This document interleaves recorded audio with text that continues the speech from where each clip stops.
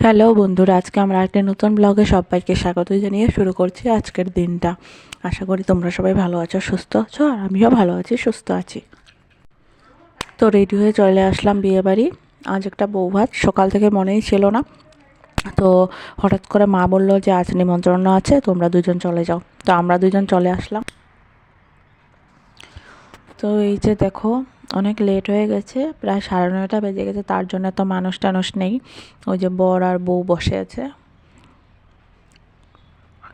তো আমরা এসেছি, তো একটু বসে টসে তারপর খাওয়া দাওয়া কমপ্লিট করব। খাওয়া দাওয়া কমপ্লিট করে চলে যাব, বেশি রাত করব না, যেহেতু 9:30 বেজে গেছে। তো ছেলেও ঘুমাবে, তার জন্য।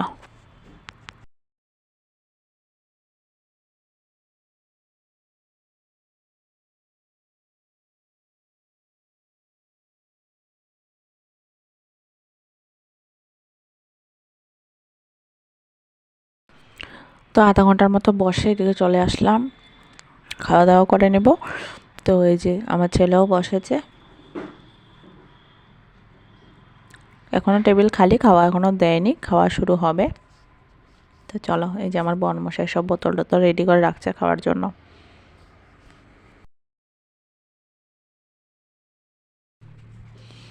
তো এই যে খাওয়া স্টার্ট হয়ে গেছে।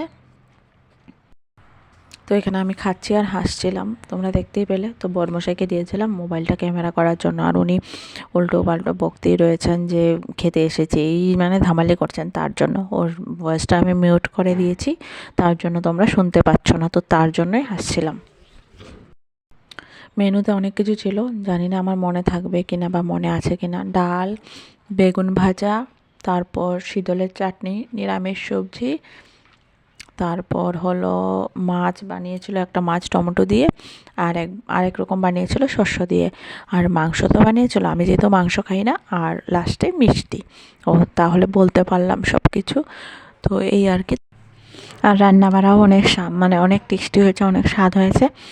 তো চলো খাওয়া দাওয়াটা কমপ্লিট করে নিই। খাওয়াটা কমপ্লিট করে অল্প সবার সাথে কথা টথা বলে তারপর বেরিয়ে পড়লাম। বেরোনোর রাস্তার মধ্যে পান ছিল, তো পান না খেলে তো হবে না, যেহেতু বিয়ে বাড়ি, তো পান একটু খেয়ে নেব। তো চলো।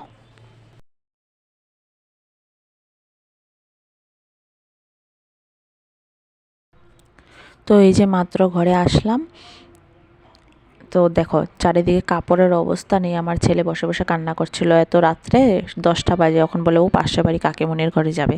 তার জন্য মানে কাকিমুনি আমরা সবাই একসাথে আসলাম, তো তো তার জন্য তাল করছিল। তো আজকের জন্য এখানেই টাটা। আমাকে একটা লাইক করে কমেন্ট করে আমার চ্যানেলটা সাবস্ক্রাইব